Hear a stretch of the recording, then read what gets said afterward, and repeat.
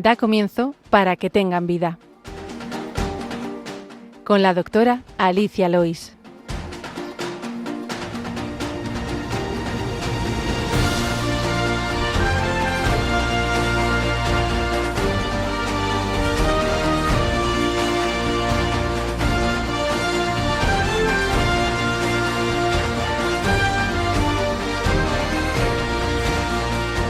Muy buenas, queridos oyentes de Radio María. Bienvenidos al programa Para que tengan vida, dedicado a la medicina. Les habla Alicia Lois, médico de familia. En el control de sonido mi padre José Luis Lois, como siempre ayudando. Y hoy en el micrófono, en este estudio central de Radio María en España, el doctor Alfonso Marco, médico de familia, como yo, y jefe del servicio de urgencias del Hospital Sanitas La Moraleja, aquí en Madrid. Buenos días, Alfonso. Buenos días, Alicia. Gracias por venir otra vez. Siempre es un gusto tenerte. Hoy empezamos ya con el sumario del programa de hoy. En el problema médico de hoy tendremos una entrevista con Sara por teléfono, madre de un niño con bronquiolitis obliterante y bronquiectasias. Hablaremos a propósito de esta entrevista con ella también de las bronquiectasias. También a propósito de la entrevista, pues podremos ver un poquito qué hay detrás de la puerta de urgencias, ya que tenemos aquí a Alfonso Marco. Cómo se prioriza a los pacientes, lo llamamos el triaje, y cómo están desaturadas las urgencias, las causas y cómo esto se gestiona. Y finalizaremos en la sección de Historia de la Medicina con un médico muy importante del siglo X, Avicena. Les recordamos que pueden escribir sus preguntas al correo del programa, que es para que tengan vida @radiomaria.es, y escuchar nuestros programas colgados en la sección de podcast de la página web de Radio María, así como en las plataformas de podcast de Amazon Music, Google Podcast y Apple Podcast. Ahora les invitamos a continuar en la sintonía de Radio María y empezamos.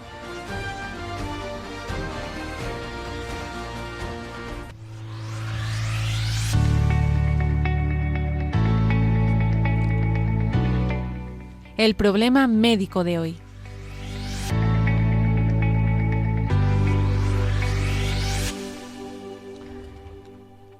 Pues para tratar el problema médico de hoy tenemos por teléfono a Sara Marina. Buenos días, Sara. Buenos días, Alicia. Sara me mandó hace poquito, es mamá del cole al que van mis hijos también, y hace tiempo que teníamos pendiente hablar de la enfermedad de su hijo, de Leo, que tiene una enfermedad de los bronquios, una bronquiolitis obliterante, que también le ha dejado bronquiectasias, de lo que ahora explicaremos aquí Alfonso y yo en un ratito. Pues si quieres, Sara, antes de hablar de lo que va a pasar este próximo fin de semana aquí en Madrid, cuéntanos un poquito cómo fue el diagnóstico de Leo, cómo empezó su enfermedad. Fenomenal. Bueno, lo primero, muchísimas gracias por ayudarnos a dar visibilidad, que para nosotros es muy importante porque al final se trata de una neumopatía rara y poco frecuente. Bueno, el diagnóstico de Leo fue relativamente rápido, acostumbrados a ahora mismo a hablar con otras personas con enfermedades raras, porque bueno, Leo empezó malito, se contagió de adenovirus en diciembre de 2022.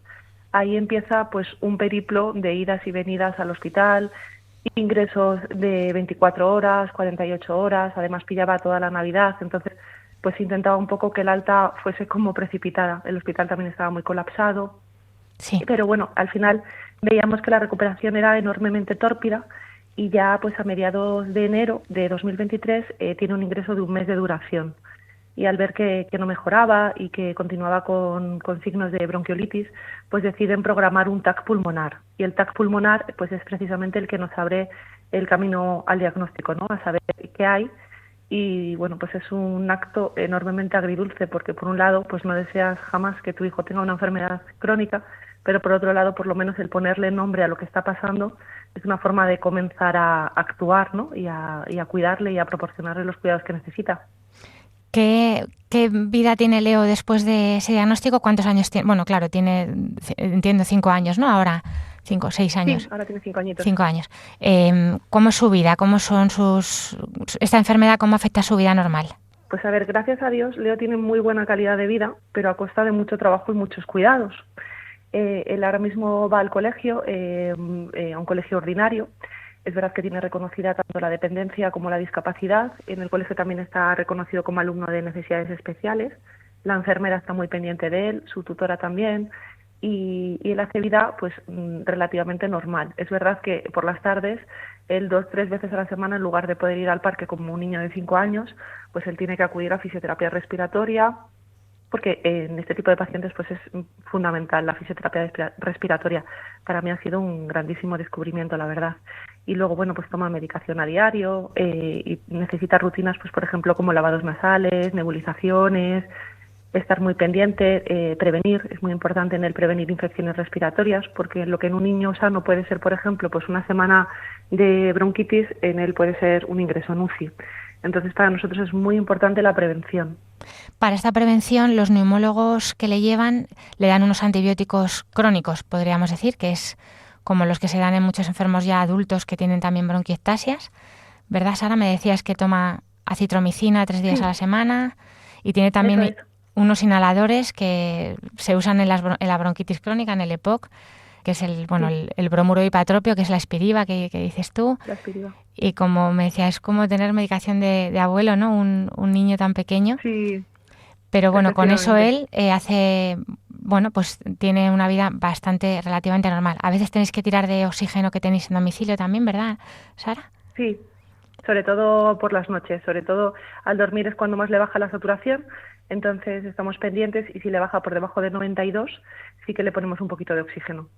Vale. Pero en casa de eso contamos con equipo, sí. Este fin de semana tú me mandabas el mensaje de, mira, o sea, muy contenta, ¿no?, de que FENAER, la Federación Española de Asociaciones de Pacientes Alérgicos y con Enfermedades Respiratorias, va a organizar su segunda convención de pacientes respiratorios. La siguiente semana. Es esta semana.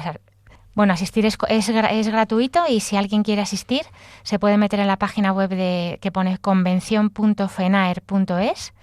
Esta convención ofrece a los pacientes respiratorios pues la posibilidad de conectar con otros pacientes y asociaciones, intercambiar información, experiencias, también cómo está integrada la tecnología para mejorar la atención sanitaria, temas de medio ambiente, salud respiratoria, retos en el tratamiento. El programa está completamente descrito en la página web y el día 14 se va a constituir AEBRO, ¿verdad, Sara? Cuéntanos un poquito tú de esto. Y la verdad es que estamos muy felices, es un paso muy importante, sobre todo para visibilizar, en este caso, las bronquiectasias, porque AEBRO va a ser la Asociación Española de Bronquiectasias, de la cual voy a ser la presidenta y estoy muy ilusionada y también un poco nerviosa, la verdad. Espero estar a la altura y poder ayudar pues a todo el que llegue nuevo al diagnóstico, abrazarle y poder un poco aportar luz, ¿no? Y sobre todo que no sea una enfermedad tampoco escuchada, ¿no? Que la gente es verdad que suena el nombre no lo conoce prácticamente nadie y bueno, pues la invisibilidad es complicada también para nosotros. Eso es. En los temas de esta convención, pues también se va a hablar de las infecciones y las exacerbaciones respiratorias, cómo se puede reaccionar en el tratamiento también personalizado y bueno, pues cómo conoceros entre todos para que también la gente sepa dónde acudir. Eso es muy importante. Se va a dar también el pulmón de oro al doctor Julián Cochea, que fue profesor mío en La Princesa, de neumología. Me acuerdo que rotábamos con él en enfermedades pulmonares intersticiales y bueno, parece que también se está haciendo cargo de estos temas, ¿no? De enfermedades pulmonares tan complicadas como son las bronquiectasias, muchas enfermedades crónicas. Así que desde aquí a todos los neumólogos, médicos de familia y por supuesto enfermos, pacientes y familiares, pues les invitamos a, si pueden, acercarse al Hospital de la Princesa. Lo ven ahí en la página web. Y bueno, pues yo, si te parece, quería preguntarte también un poquito, que va a venir a cuento lo que vamos a hablar aquí con Alfonso, que es médico jefe de urgencias. ¿Cómo gestionas, por ejemplo, las agudizaciones de Leo cuando tienes que ir al hospital? Me decías, ¿no?, que estaría bien que poder estar, que nos gusta estar en la calle en vez de estar dentro, porque claro, hay tanto virus en la urgencia. ¿Cómo hacéis cuando tenéis una reagudización de la enfermedad? Claro, las reagudizaciones de Leo, la verdad es que intentamos tratarlas al máximo posible en casa. Contamos eso con apoyo de fisioterapia respiratoria, que la hace 3 veces a la semana con los profesionales correspondientes, y luego pues tenemos también el oxígeno en casa. Es verdad que ya conocemos muchos cuidados, cómo un poco reforzarlos si está en un punto de reagudización. Pero hay veces, efectivamente, que no queda más remedio que acudir al hospital, que por mucho que pongas oxígeno, hagas lavados nasales, nebulizaciones y demás, el niño ves que no remonta. Entonces, cuando acudimos al hospital, además de ir con mascarilla FFP2 todos, por protección del pequeño, pues siempre intentamos ir dos adultos, ¿no? Y uno poder esperar con él o bien en la calle o bien en una sala pues que no haya mucha patología respiratoria, por lo que comentábamos antes, ¿no? Porque la prevención es esencial. O sea, lo que queremos es que sus pulmones no se vean más agredidos de lo que ya están. El daño que ya está es crónico y es, de momento no se puede curar, nunca sabemos en un futuro, ¿no? Pero que no se vean más comprometidos sus pulmones. Me decías también cuando hablábamos de este tema antes, ayer, cómo a ti también te ayuda ser madre de un paciente enfermo, crónico. Bueno, pues lo que aporta también de belleza una enfermedad crónica, ¿no, Sara? Esto para todos los que nos escuchen que tienen cerca enfermos crónicos, me parece muy bonito el mensaje que tú también vas a dar este viernes cuando te toque hablar sobre esto. Cuéntanos un poquito. Sí, yo creo que es algo que cuesta reconocer, ¿no? Porque cuando llega la enfermedad, pues todos son un poco lamentaciones y pues la tristeza acompaña muchas veces a la enfermedad. Pero yo creo que debemos ir un paso más allá y ver la belleza que hay detrás de la enfermedad, ¿no? La entrega, la capacidad de amor, la capacidad de cuidar de las familias. Bueno, o sea, yo lo hablaba además, pues por ejemplo, con la tutora de uno de mis hijos mayores y me decía, es que el aprendizaje que están teniendo tus hijos mayores con respecto a su hermano es muy importante, es una lección de vida, ¿no? Al final el ver la unión de la familia, el ir todos a una, el protegerle, el cuidarle, el amarle. Y luego también, pues bueno, a mí, por ejemplo, la enfermedad de Leo me ha permitido conocer a personas que probablemente no hubiese conocido. Probablemente no estaríamos hoy hablando aquí, ¿no? Claro. Entonces, pues hay que ver todo lo bonito, ¿no? Y abrazarlo y bueno, y al final es una fuerza, ¿no? Para continuar adelante y para dar gracias por cada día. O sea, yo llevo a Leo al colegio y doy gracias infinitas por cada día que puede ir al colegio con normalidad, que gracias a Dios es muy a menudo. En cambio, con sus hermanos yo los dejo en el colegio y digo, bueno, pues un día más, chicos, un besito, feliz día. Pero con él es diferente, ¿no? Con él, cada acto cotidiano que se puede cumplir con normalidad es un hito, es un logro. Es maravilloso. Qué bien, es Sara. Un logro, efectivamente. Vamos a hablar ahora un poquito ya aquí, Alfonso y yo, del tema del respiratorio, pero no sé si quieres decirnos alguna cosa más antes de dejar tu llamada y dejarte ya seguir trabajando, porque tú trabajas dentro de todo el lío que tienes, también trabajas. Sí. No sé si quieres decirnos algún mensaje más o algo que se nos haya quedado. Daros infinitas gracias por dar visibilidad a la bronquiolitis obliterante y a las bronquiectasias, en este caso infantiles. Esperar hablar con vosotros pues en un futuro cercano cuando AEBRO ya esté constituido y podamos contaros un poquito pues el plan de trabajo que vayamos a tener. Y aquí te esperamos en el estudio. Los primeros pasos. Sí, te esperamos aquí en el estudio. Me hará muchísima ilusión, Así que nada, muchísimas gracias, de verdad. Muchas de todo gracias. Corazón. Muchas gracias a ti, Sara. Estate atenta a la canción de la mitad del programa porque va especialmente dedicada a madres como tú. Es para la Virgen, pero también para madres como tú. Luego te la pongo. Muchas gracias. La escucharé con mucho amor. Un abrazo muy fuerte, Sara. Un abrazo fuerte, gracias. Pues seguimos aquí hablando Alfonso Marco y yo sobre este tema, ¿no? También, Alfonso, desde tu perspectiva de urgencias, los enfermos bronquíticos crónicos. Bueno, si quieres contarnos... Qué impresionante oír a Sara, ¿no? Como hablar de la belleza de la enfermedad crónica de un hijo. O sea, eso es algo que no podemos dar por hecho y que impresiona mucho visto desde el lado del profesional, ¿no? Qué bonito testimonio. De hecho, ayer ella me decía, me da mucho miedo hablar porque tenía que hablar en la convención y digo, Sara, tú eres una madre que a los médicos dais sentido a nuestro trabajo.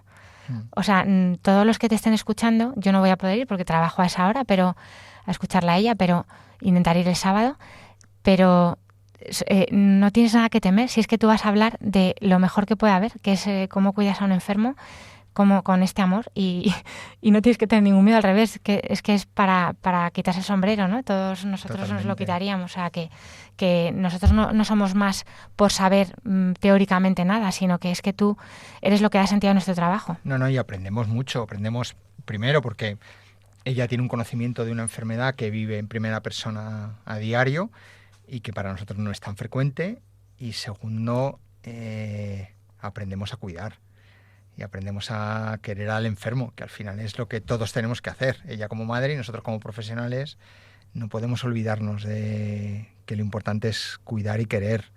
Y la parte técnica es un añadido, pero no es lo fundamental. Eso es. No hemos hablado con Sara de las causas de esta bronquiolitis en este caso Leo debutó con un adenovirus, con un virus respiratorio pues muy frecuente, de estos que circulan, que no hay test, pero que vamos, de estos que dices, pues ese da otro virus, ¿no? No es el coronavirus, no es la gripe, pero es otro que puede debutar.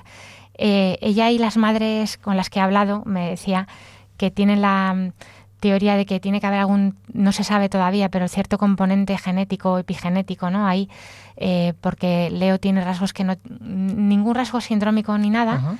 Pero de altura, que claro, no sabes qué es primero, si el huevo o la gallina, ¿no? Porque si un niño que respira mal no puede coger fuerza. Tampoco hemos hablado de que está suplementado con proteína, porque tiene un gasto energético mayor que cualquier niño, pero no se sabe bien la causa, pero bueno, están en ello. De hecho, están en contacto con asociaciones en Alemania, a veces mandan muestras de sangre por si están haciendo más estudios, pues hay alguna causa ahí que pueda estar detrás. Ahora mismo no se sabe, la causa por hoy es desconocida. Pero bueno, la consecuencia es la misma y... ¿Cuánto nos queda por saber? ¿Cuánto queda de tantas cosas? A veces... ¿Cuánto pagamos en impuestos que irían muy bien para poder investigar cosas importantes? Porque el conocer la causa no es simplemente... Tú decías, el test del adenovirus, bueno, es verdad que nos da igual el nombre del virus, pero en este caso, cuál es el origen es fundamental para que podamos encontrarle un tratamiento, ¿no? El problema de estos niños es que todo el pulmón que van perdiendo, ahora si quieres hablamos un poco de qué es lo que les pasa, pero todo el pulmón que van perdiendo no lo recuperan. Eso no hay, y no es fácil encontrar un sistema que permita revertir los efectos que, por lo tanto, lo que hay que hacer es parar el origen de la enfermedad, y para eso, si no sabemos cómo se origina, va a ser muy complicado encontrar una forma de parar la evolución de la enfermedad, ¿no? Como tantas, es verdad que no se sabe si tiene algún origen autoinmune. Los macrófagos, que comen, digamos, los bichitos que entran al pulmón. Porque claro, el pulmón al final es el saco donde llega el aire que respiramos, que lo filtra para poder coger el oxígeno que necesitan nuestras células y eliminar el CO2 que produce nuestro cuerpo. Y al final es un sitio de intercambio. Los bronquios son pues una parte de la vía casi final antes de llegar al saco alveolar, que es donde se produce ese intercambio gaseoso, pero si esos bronquios se van ensanchando, haciendo como sacos grandes que no producen buen intercambio y que acumulan mucha secreción, moco, líquido, edema, pues bacterias, muchas veces estos niños se sobreinfectan. O sea, el problema es que esas ectasias, que son como esos sacos, se llenan de moco por un catarro que a otro se defiende de una forma fácil. Tú y yo pues tenemos un catarro leve y sin embargo estos niños pues tienen una enfermedad grave, como decía Sara, que puede acabar en la UCI, ¿no? Porque necesitan un soporte respiratorio. Claro, son niños a los que el bronquio se les va destruyendo. O sea, al final es un tema de física. O sea, yo no recuerdo muy bien la física ya ahora de repasarla con mis hijos, pero es un tema de presiones y el bronquio se va perdiendo calibre, cada vez va haciendo más estrechito hasta que llega al alveolo, y para poder vaciar, la expiración es un proceso donde no se requiere fuerza, es absolutamente pasivo, pero para eso hace falta que esas presiones que hay dentro del bronquio se mantengan. Estos niños, los bronquios se van dilatando, hace que ese esfuerzo pasivo no se produzca y que se vayan acumulando todas las secreciones y toda la porquería. Como tú decías, el pulmón al final es un filtro, hace una labor maravillosa de intercambio, pero hace una labor impresionante de filtrado. Es verdad que toda la vía respiratoria es un filtro, desde los pelillos que tenemos en la nariz, que se queda con las partículas más gordas, pero según vamos bajando, el aire se va hidratando y se van quedando todas las partículas que pueden ser nocivas y que en un momento dado luego vamos a echar hacia afuera, ¿no? Si todo eso no funciona, hace que ahí se acumulen desde toxinas a restos un poquito más grandes y a todo aquel bicho porque el aire está lleno de bacterias y de virus, eso convivimos con ellos permanentemente, pero gracias, la creación es impresionante y estamos muy bien hechos, y entonces todo lo que inspiramos se filtra y hay una serie de mecanismos que hacen que no se conviertan en patógenos. En estos niños todo eso falla y, como bien decía Sara, necesitan evitar que este niño esté en contacto con virus y bacterias lo más posible, porque virus y bacteria que entra, virus y bacteria que se queda. El moco se acumula, o sea, bueno, tú lo vivirás en primaria igual que nosotros vivimos en la urgencia, pero a la gente le preocupa mucho la tos, ¿no? Vienen, no, quíteme la tos, porque es que... Pues es verdad que la tos es muy molesta, pero es una forma de y los estornudos. Claro, es un método que tiene el cuerpo de defenderse. El problema es que estos niños no movilizan el moco con la tos, y el moco es un sistema de cultivo fantástico, porque es una cosa hidratada, con nutrientes y con una temperatura ideal para que se reproduzcan tanto virus como bacterias.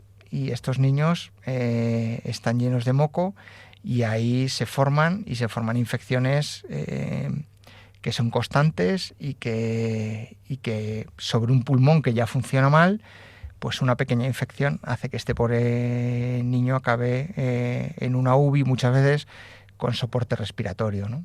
Las propias vellosidades que tienen los bronquios y la zona respiratoria, claro, mueven el moco de una forma natural que pues nosotros con un golpe de tos o incluso una respiración profunda, un estornudo que no hay que evitar, si se puede no evitar, limpia bien. Pero claro, en esta destrucción de estos bronquios no existen esas vellosidades y entonces no existe esa facilidad de que el moco se mueva como decía Alfonso. Esto estamos hablando en estos niños que tienen una enfermedad que es rara, que es poco frecuente, pero es lo mismo que pasa en los adultos. Lo que pasa que en vez de ser una cosa por una causa desconocida, son pacientes que lo han generado por el tabaco, por la contaminación, por el mal cuidado, pero el proceso es el mismo. Han acabado con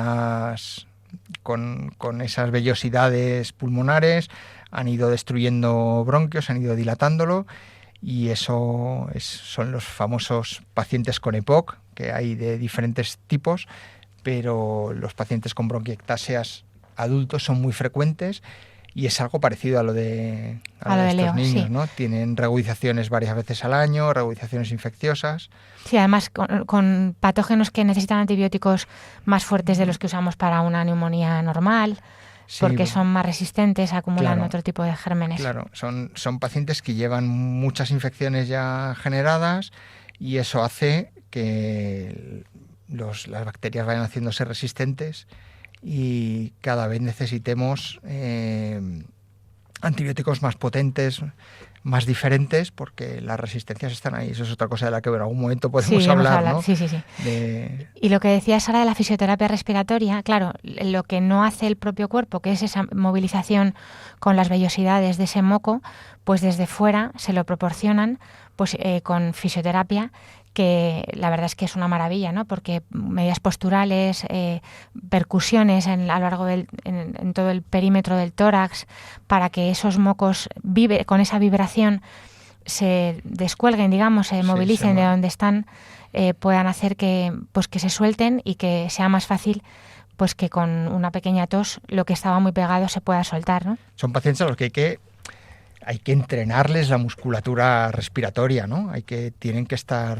Nosotros no respiramos sin acordarnos de que tenemos ahí el diafragma, que es un músculo potentísimo que nos ayuda a respirar, y los músculos intercostales, pero estos son pacientes en los que hay que entrenarles, hay que llevar al gimnasio esos músculos, porque necesitan usarlos con más fuerza de lo que lo usamos los que no tenemos estas enfermedades.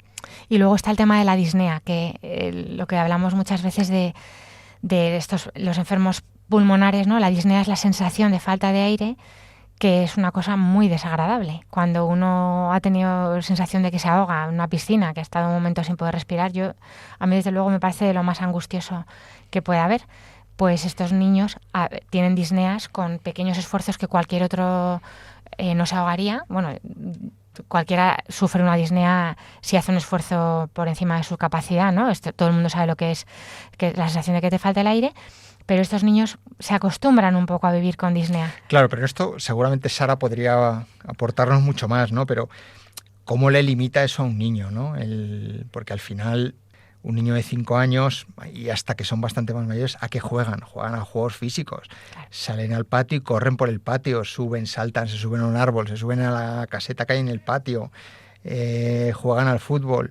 Estos niños llega un momento en que no pueden hacer todo eso, ¿no? Entonces, todo lo que conlleva esa limitación, yo creo que es una de las cosas más importantes y que seguramente una asociación como la que Sara está poniendo en marcha pueda ayudar, ¿no? Y lo que decíamos, el poder investigar las causas del origen de la enfermedad y por lo tanto avanzar en su tratamiento y en limitar el daño que se produce, pues hará que la calidad de vida de estos niños, porque para un niño jugar es calidad de vida. Claro, yo me acuerdo que con mi hijo, que era asmático, bueno, un poquito asmático de pequeño, me decía la pediatra, es que ellos se acostumbran a estar sin aire, o sea, se acostumbran, entonces limitan su actividad a lo máximo para no gastar mucho.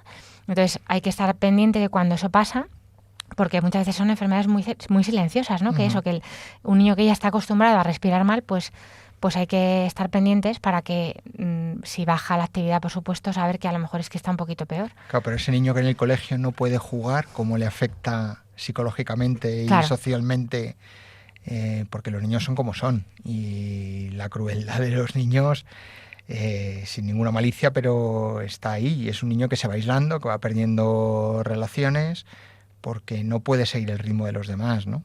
Claro, eso hay que estar muy pendientes también los tutores, los profesores, pero también lo que decía Sara, ¿no? Que igual que los hermanos aprenden a cuidar a un hermanito enfermo, yo creo que también los niños de la clase, esto hay que promocionar, ¿no? Que ellos aprendan a ser cuidadosos y cariñosos con niños así, diferentes, ¿no? Hablamos mucho de diversidad, se nos llena la boca, y luego pues que tenemos un niño que no tiene la misma capacidad de saltar y jugar, pues cómo acoger eso, cuidarlo, odiar las comparaciones y vivir con la diferencia, ¿no?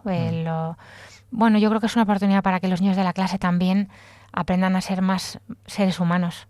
Totalmente. Hemos hablado también tú y yo aquí de cómo empezó la medicina cuando los primeros ancestros cuidaban aparecían los huesos, ¿no? Con cuidados de vendajes y demás, pues aquí un poco igual, ¿no? Es donde sale la humanidad, desde luego. Bueno, pues yo creo que este tema ha quedado claro. De todas formas, ahí está pendiente que Sara venga aquí algún día cuando salga la Asociación Española de Pacientes. Y yo quería cerrar aquí un poco esta sección con una canción que le traigo, que es para la Virgen, ¿no? Que la Virgen nunca se cansa de cuidarnos. Por lo que me contaba también Sara, ¿no? Pues oyendo una madre así que es vida entera dedicada, pendiente de un hijo, ¿no? Porque al final son sus padres los primeros cuidadores por los que no se tienen que cansar. Esta canción de Trigo 13, No te canses, madre. Una madre como tú no se cansa de esperar al que se aleja, de abrazar lágrimas secas. Una madre como tú no se cansa de acariciar al que está herido, de consolar a su débil hijo. No te canses, madre, no te canses, madre, que me hay un peregrino sin camino, de tus pasos necesito. No te canses, madre, que me hay un corazón sin timón, que no aprende sin tu amor. Solo una petición, no te canses.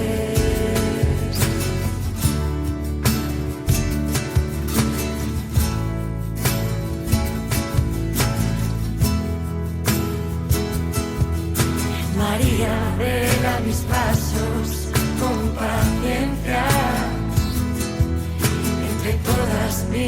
espinas ella me encuentra. Es tan fácil a tu lado mi torpeza, que pedirte lo que te pido no me cuesta. No te canses, madre, que me hay un peregrino sin camino, de tus pasos necesito. No te canses, madre, que me hay un corazón sin timón, que no aprende sin tu amor. Solo una petición, no te canses.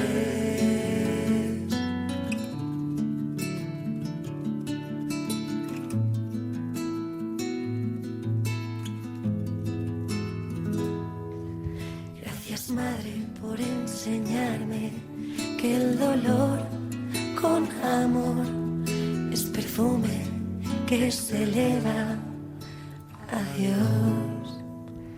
No te canses, madre, del grupo Trigo 13, precisamente para estas madres que con tanto amor pues saben llevar el dolor de sus hijos, ¿no?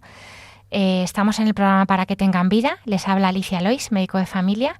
Hoy me acompaña en el estudio el doctor Alfonso Marco, jefe del servicio de urgencias del Hospital Sanitas La Moraleja.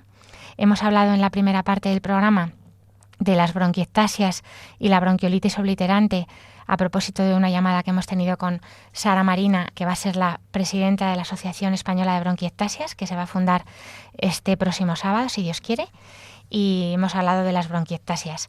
Me acordaba también, hablando con ella ayer, que no lo ha dicho aquí en antena, pues que bueno, muchas veces ha tenido ingresos hospitalarios con Leo, con su hijito, y en uno de estos había plantas cerradas porque era verano y le metieron en la planta de oncología, de cuidados paliativos, mejor dicho, y del Niño Jesús. Y me decía que era curioso porque de primeras le parecía un poco una broma que el jardín que tienen ahí en paliativos se llama el Jardín de la Vida, pero que luego lo entendía perfectamente, ¿no? Porque al final es verdad que estos niños están vivos y lo que quiere el hospital y lo que quieren los médicos y sus padres es que su vida sea lo mejor posible, sea el tiempo que sea. En este caso, bueno, refiriéndome a los de paliativos, de los que también hicimos un programa hace tiempo aquí en Radio María con enfermedades de paliativos del Niño Jesús. Aprovechando que ha venido Alfonso, que aunque ya ha estado más veces, pues se nos ocurría hablar un poquito del tema de la urgencia, también a propósito de lo que decía Sara, de cuando van a urgencias, de cómo es el triaje, cómo están saturadas las urgencias, cuándo hay que ir a urgencias, cuándo no hay que ir a urgencias, cuándo es mejor ir al centro de salud. Pues mira, si quieres empezamos por esto último. Yo la verdad es que ya llevo más de 20 años dedicándome a la urgencia y desde el principio ahora he cambiado mucho mi forma de verlo, porque al principio te revelas un poco que el 60% de las cosas que vemos en la urgencia no deberíamos de verlas, o las urgencias no están diseñadas para ver eso, ¿no?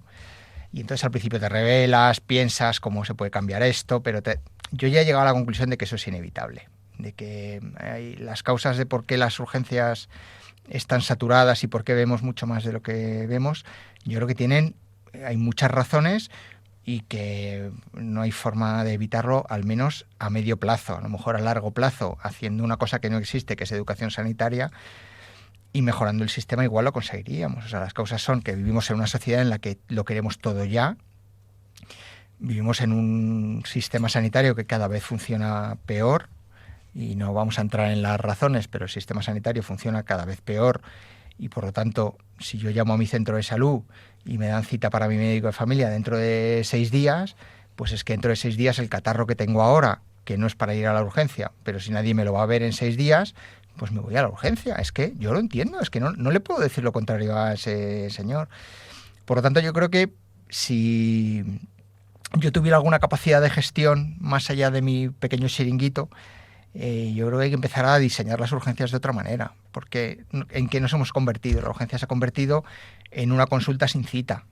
No somos una urgencia, somos una consulta sin cita, que nos permite por un lado, hacer consultas que habría que hacer en primaria y por otro lado, hacer consultas que habría que hacer en el especialista, pero que ocurre exactamente lo mismo.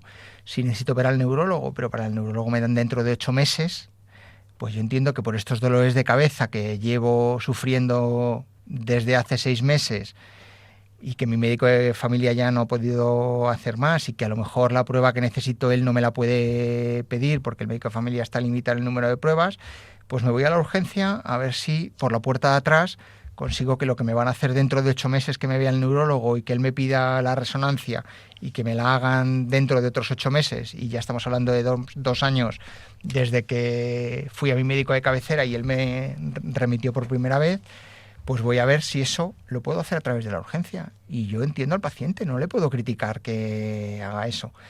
Por lo tanto, yo creo que deberíamos de empezar a diseñar las urgencias con una zona de consulta sin cita para ver todo aquello que está viniendo y que no debería de venir, pero que es inevitable que venga, y una zona que debería quedar reducida para la urgencia real.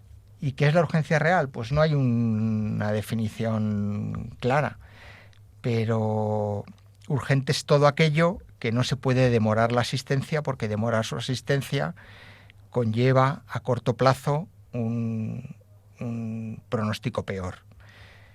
Y urgente no significa grave. Yo a los residentes cuando vienen, igual este ejemplo es un poco fuerte, pero yo a los residentes cuando vienen al hospital les digo, mirar, en la urgencia lo que no se nos puede escapar son las cosas urgentes. Se nos pueden escapar cosas graves, pero que no son urgentes. Y les pongo el mismo ejemplo.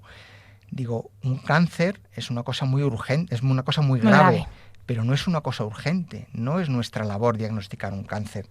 Para eso está el médico de familias, para eso está el internista, para eso está el oncólogo, para eso está el neumólogo, el especialista que corresponda. El retrasar el diagnóstico de un cáncer una semana o no retrasarla no va a cambiar el pronóstico. Lo que no se nos puede escapar es una apendicitis, no se nos puede escapar un infarto agudo de miocardio, porque eso sí que entre ponerle tratamiento ahora o ponérselo dentro de una semana está la vida en juego. Por lo tanto, esa es la diferencia entre lo urgente y lo grave. De hecho, has dicho varias cosas. Claro, yo lo vivo desde el punto de vista de atención primaria del centro de salud.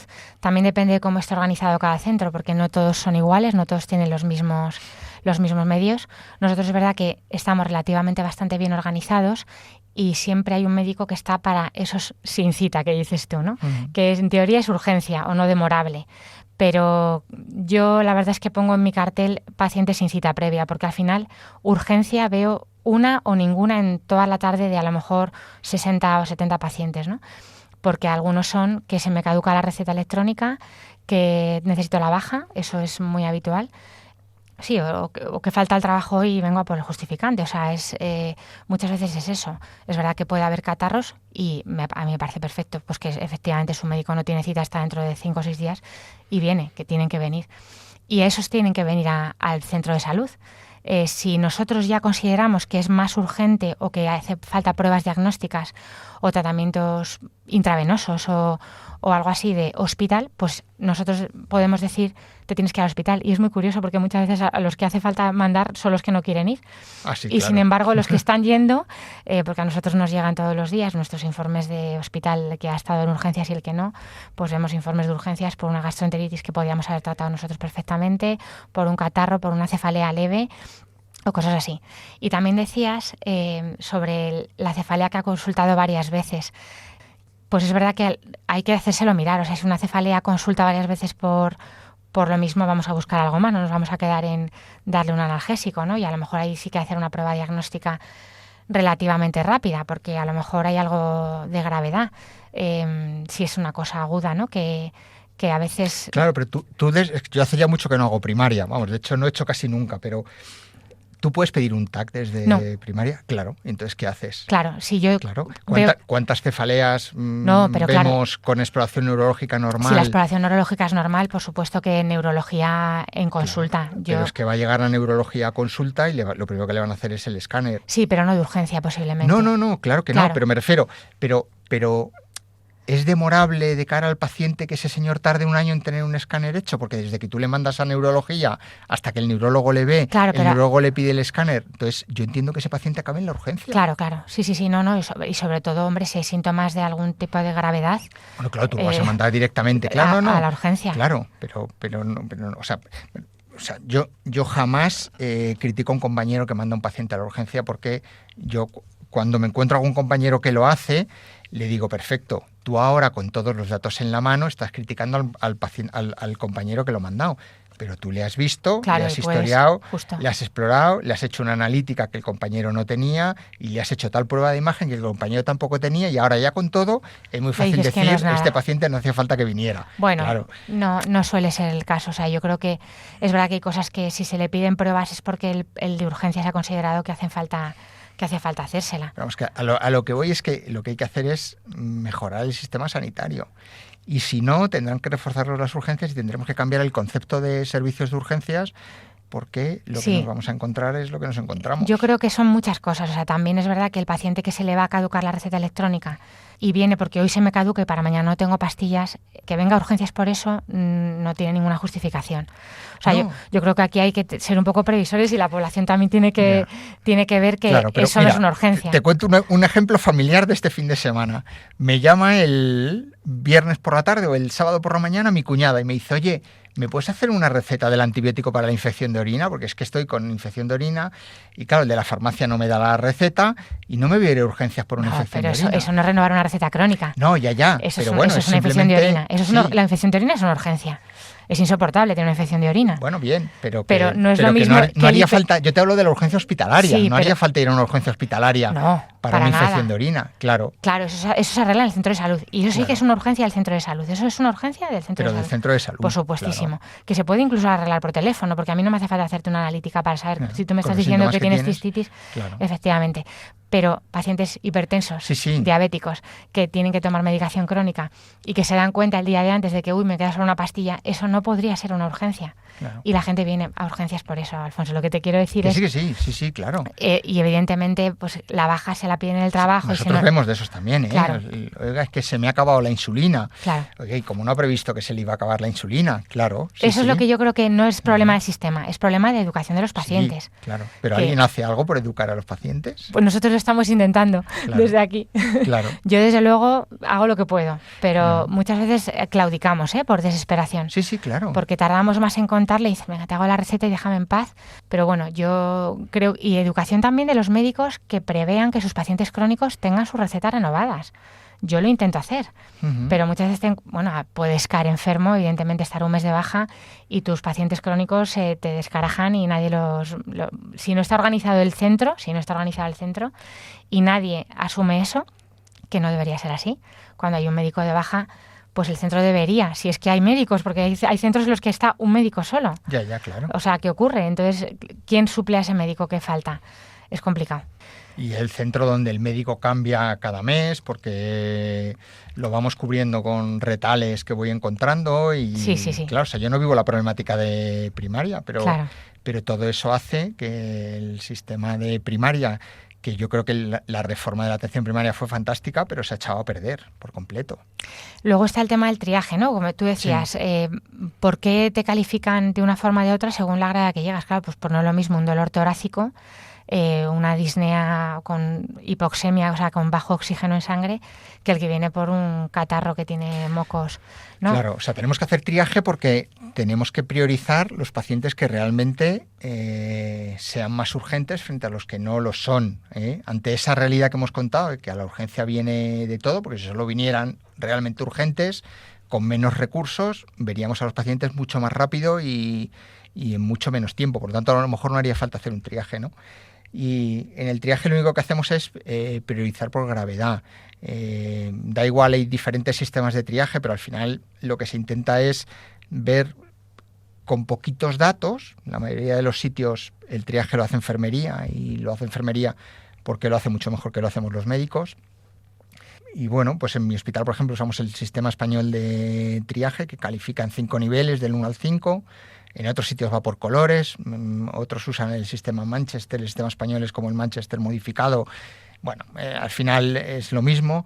El paciente con nivel 1 es el paciente que requiere ser visto ya, no puede demorarse su asistencia ni un segundo, y el nivel 5 es el paciente que podemos demorar hasta 3 horas para verlo. En medio de eso pues están el 2, el 3 y el 4, que cada uno tiene unos tiempos diferentes. Para eso nos basamos en lo que el paciente nos cuenta, en sus constantes vitales, sus antecedentes y lo que un poco ve. En caso nuestro está apoyado por un sistema informático, que es el que te ayuda a dar ese nivel de prioridad, y a partir de que a los médicos nos salta, sabemos que un paciente con nivel 1 va a lo que es nuestro cuarto de críticos, suena un pito y vamos todos corriendo al cuarto de críticos. El nivel 2 habitualmente también suele ir al cuarto de críticos, y si no, lo pasamos a la zona de atención inmediata. Y el nivel 3 es el que ya puede esperar en la sala de espera, pero el médico lo tiene que pasar incluso antes del paciente que lleva más tiempo esperando. Eso genera mucha bronca en la urgencia, porque mucha gente, oiga, es que yo ya llevo esperando 1h30, claro, y ha pasado uno que acaba de llegar ya, pero es que su nivel de triaje es... Claro, esto por y eso muchas veces cuesta explicarlo. Y el 4 y el 5, entran ya por orden de llegada. Es verdad que en el servicio en el que yo estoy habitualmente tenemos unos tiempos de espera bastante cortos, porque la dirección del hospital apostó por la urgencia y nos dio más recursos, pero como el problema que tenemos en la urgencia es que no podemos regular el flujo de pacientes, entonces no sé por qué los pacientes se ponen de acuerdo para venir todos a la vez. El autobús de las 6. Sí. Claro, de repente viene un autobús y en 1 hora se te trían 30 pacientes, es imposible que no haya tiempos de espera, es imposible porque tú no puedes organizar una urgencia para máximos, para empezar, porque no sabes cuáles son los máximos. Entonces lo organizamos para medias. En cuanto la afluencia supera las medias, empiezan a generarse más retrasos, ¿no? Y ese es un poco el motivo del triaje. A nivel de primaria, claro, es importante que al administrativo, porque nosotros, el que tría es un administrativo, entiéndeme, es el que pone el motivo de consulta. Es importante que el paciente lo diga en el mostrador por qué viene. Uh-huh. Claro, no es lo mismo, me duele el pecho que hay que decir que por qué viene para precisamente poder discernir si hay que ir corriendo, ¿no? Claro, por ahí volvemos a la educación sanitaria, sería muy importante, porque es muy curioso que nosotros no necesitaríamos que se lo contaran al administrativo, pero a nuestro administrativo se lo cuentan y le cuentan una cosa, a la enfermera del triaje le cuentan otra cosa y al médico que le ve le cuentan una tercera diferente. O sea, la gente no sabe exactamente cuál es el síntoma importante, qué es lo que... Eso haría falta que tuviéramos una mínima cultura de educación sanitaria para poder que el paciente pudiera contar bien y que pudiéramos hacer un triaje correcto, ¿no? Bueno, pues nosotros desde aquí lo seguiremos intentando, Alfonso. Muy bien. Cuento contigo. Venga. Vamos a la sección de Historia de la Medicina.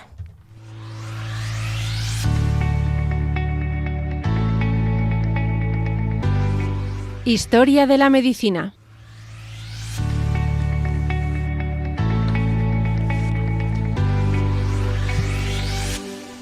Bueno, pues como otras veces ya Alfonso nos ha hablado de cosas de historia que le apasiona, pues decíamos que para la próxima podíamos hablar de el príncipe de la medicina, que le llamaban así, también de la filosofía, porque tocó todos los palos. Desde luego que Avicena, que es de quien vamos a hablar, era un universitario, era universal, o sea, le apasionaba toda la ciencia, todo el saber, la música, la astronomía, la filosofía también y por supuesto la medicina.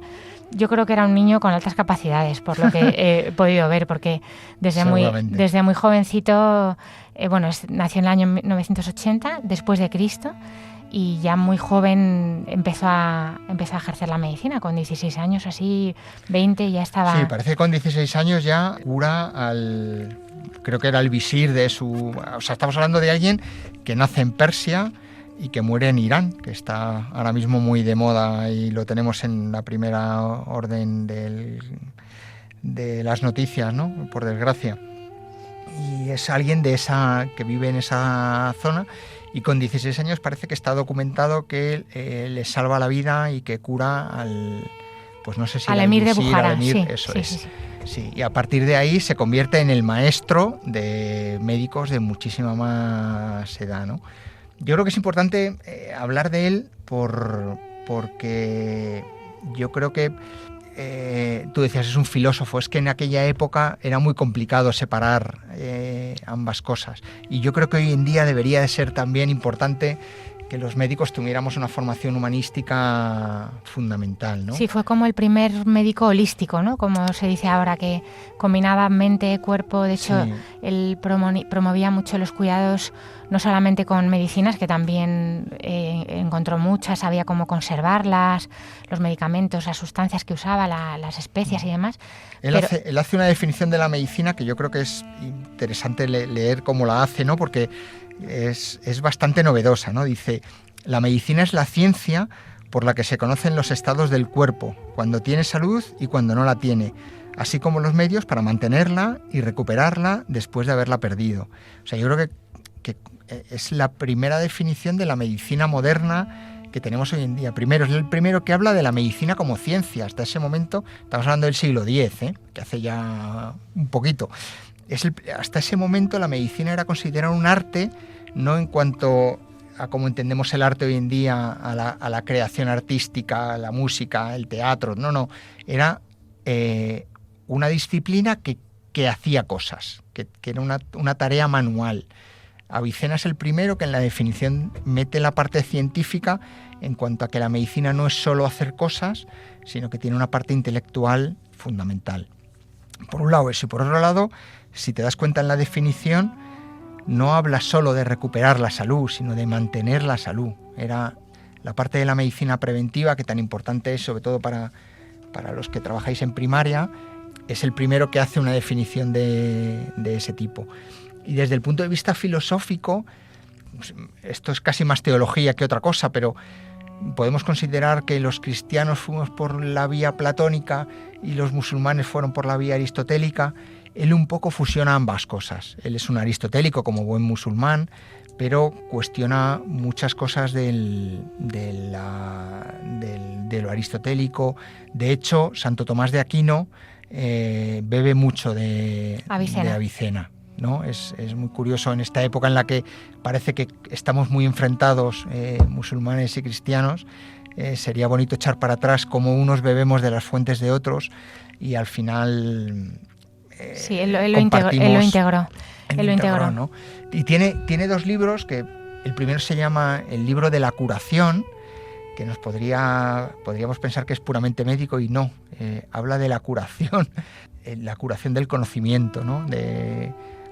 Es un libro puramente filosófico, y luego tiene el canon de la medicina, que ese sí que es puramente médico y que se ha estudiado en las facultades pues casi hasta el siglo XVII. Durante 600 años estuvo estudiándose Occidente, sí, de lo que había hecho Avicena, sí, que es bastante representativo de la importancia que tuvo, ¿no? Una obra maestra, pues tratado monumental, que organizó todo el saber de la época y de sus propias observaciones, porque él usaba pues sistemáticamente la farmacología, y eso, lo que tú decías, hablaba de la prevención, de la higiene y del equilibrio del cuerpo también. Y también, incluso lo que te decía de la salud mental, integrando cuerpo y mente en la comprensión de la enfermedad y también del tratamiento. Por ejemplo, a los enfermos les decía que que usaran la música, los cuidados, las caricias para el cuidado. Cuando te lees la parte de la farmacología de la que él habla, te das cuenta que él considera farmacología los perfumes, los cosméticos, incluso el tinte del cabello,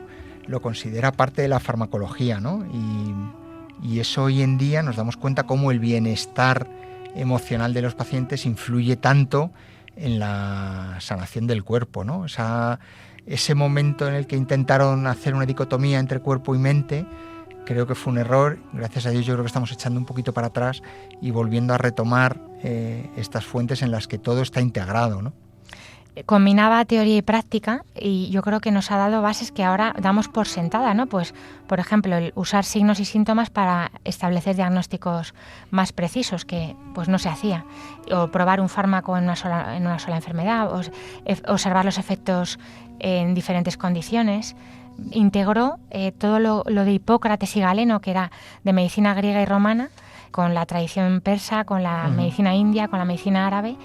Y bueno, pues es verdad que es uno de los iniciadores de la medicina que conocemos actual, y que aunque solo vivió 57 años, 57 me parece, años, murió con 57 años. Pues hizo, bueno, creo que escribió más de 200 obras, es verdad que no todas se conservan, pero que es una capacidad impresionante, ¿no? Es decir, no perdía el tiempo en redes sociales, claramente.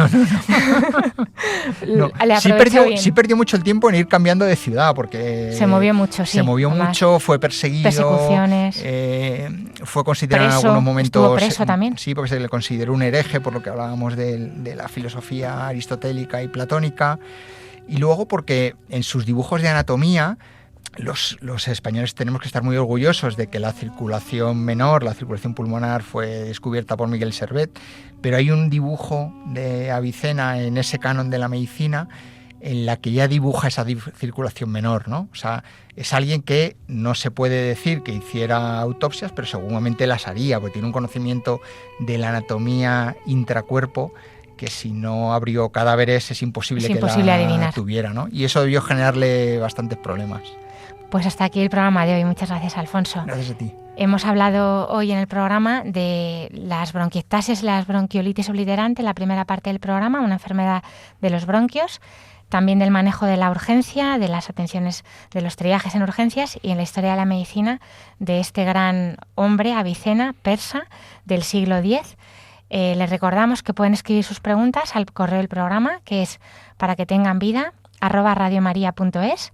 Encontrar nuestros programas, este y los anteriores, que están colgados en el podcast de la página web de Radio María, también en Amazon Music, Google Podcast y Apple Podcast.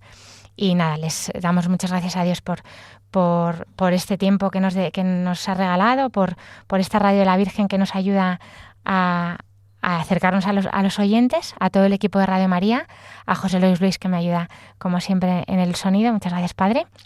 Y Alfonso Marco, jefe de urgencias del Hospital Sanitas de La Moraleja. Te espero para la próxima.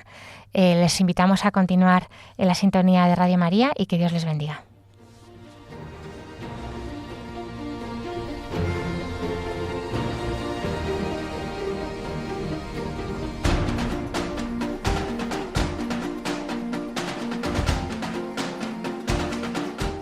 Así concluye Para que tengan vida, con la doctora Alicia Lois.